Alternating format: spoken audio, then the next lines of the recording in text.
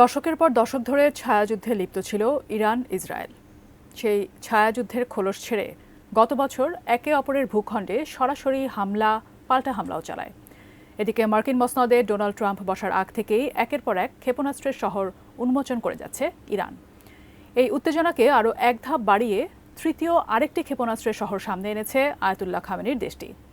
Iran শুধু ক্ষেপণাস্ত্রের শহর সামনেই আনেনি, কঠোর বার্তাও দিয়েছে ইসরায়েল সহ পশ্চিমাদের। বিস্তারিত জানাচ্ছেন শেখ ফরিদ।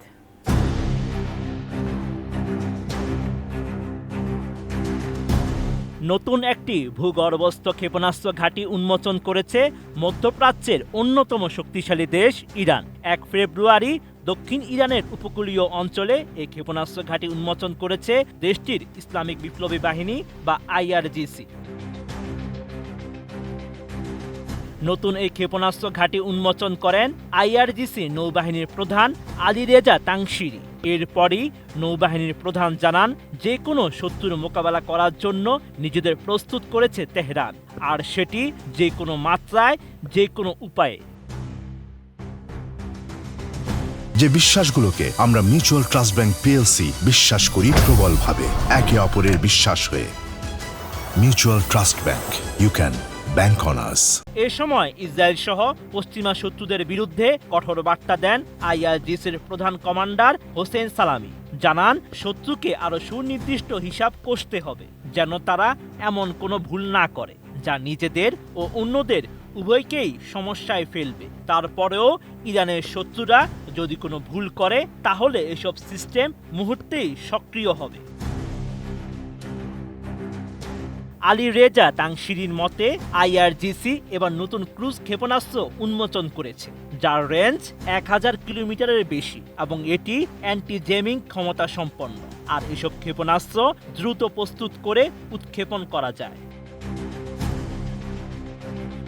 ইরান ইন্টারন্যাশনাল জানায়, চলতি বছরে এই নিয়ে 3টি ভূগর্ভস্থ ক্ষেপণাস্ত্র ঘাঁটি উন্মোচন করেছে আয়াতুল্লাহ খামেনির দেশটি।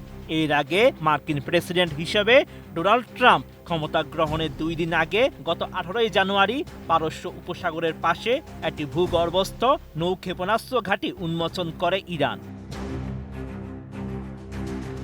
তারও আগে গত 10 জানুয়ারি মাটির নিচে ক্ষেপণাস্ত্রের আরও একটি ঘাঁটির উন্মোচন করে আইআরজিসি। ওই সময় তাসনিম নিউজ জানায়, 2024 সালের এপ্রিল ও অক্টোবরে ইসরায়েলের বিরুদ্ধে ইরানের ক্ষেপণাস্ত্র হামলায় এই ঘাঁটিটি ব্যবহার করা হয়েছিল। ইরানি সংবাদ মাধ্যমটি জানায়, সেপ্টেম্বর থেকে মিত্রদের টানা পরাজয়ের পর ইরান গত কয়েক সপ্তাহে একাধিক সামরিক মহড়া পরিচালনা করেছে, যার মধ্যে রয়েছে নাতানজের মতো পারমাণবিক স্থাপনার কাছে বিমান প্রতিরক্ষা মহড়া। এসব সামরিক মহড়া পরিচালনা করা হয় এই অঞ্চলে ইরানের প্রতিরোধ ক্ষমতা প্রদর্শন ও শক্তির বার্তা প্রদানের লক্ষ্যে। Sheikh Farid, ATN news.